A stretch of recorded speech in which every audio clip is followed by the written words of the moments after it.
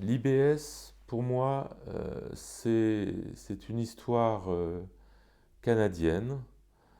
qui commence avec Claude Crépeau, qui a ensuite été transmise par ses disciples que nous avons eus en tant qu'enseignants et formateurs, formatrices euh,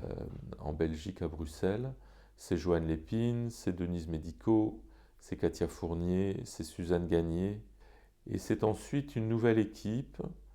qui reprend le flambeau de l'Institut et qui est composée de Carole, de Coraline, de Lidvine, de Géraldine, d'Ornith et de moi-même.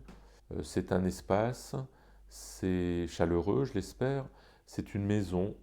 c'est un lieu de réflexion, d'échange, c'est un lieu de recherche aussi. C'est une rencontre déjà, une rencontre avec Claude Crépeau, le premier week-end de ma formation à l'Institut chez Esther Hirsch. Ça a été une révélation, ça a été de voir Claude pratiquer, mettre en application sa discipline en consultation avec des patients, où on assistait à ces entretiens. La sexoanalyse m'accompagne tous les jours dans toutes mes séances de sexologie avec tous les patients à des degrés plus ou moins variables, mais ça reste mon, mon architecture, ma fondation euh, première, et elle me permet de me sentir toujours en sécurité.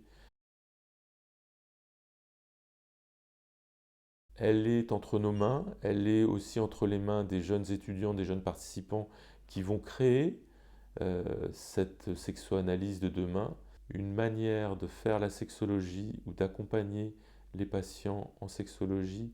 avec une grande diversité, une grande ouverture d'esprit et une curiosité à l'étrangeté peut-être, à la complexité, à l'originalité dans la sexualité. Venez, soyez les bienvenus, on vous attend, on espère que vous serez de plus en plus nombreux et l'idée c'est de faire grandir cette parole de Claude, une parole qui a évolué, qui a grandi, qui s'est modernisée, qui s'est actualisée